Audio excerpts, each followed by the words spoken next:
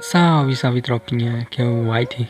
E mano, pra vocês que não baixaram esse aplicativo aí, mano, se vocês baixarem ele, vocês estão ganhando diamante de graça no FF, beleza, mano? E hoje eu tô trazendo um aplicativo, mano, que tá tirando realmente o lag do Free Fire, mano. Eu tô jogando com um celular lisinho e eu vou mostrar pra vocês. O aplicativo ele lá em cima, tá vendo?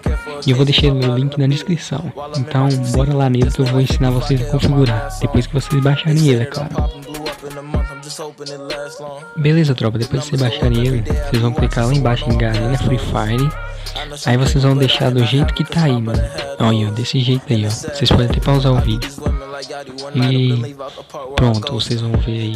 Esse é o PUBG, vocês caso joguem PUBG. E vocês vão clicar bem ali em cima, mano, onde eu vou marcar. Beleza, mano, depois que você clicou aí, vai otimizar e vai melhorar. Aí depois você vai ativar essa opção aí lá em cima nas configurações, quer ver? E pronto, mano, tá rodando lisinho. E esse foi o vídeo.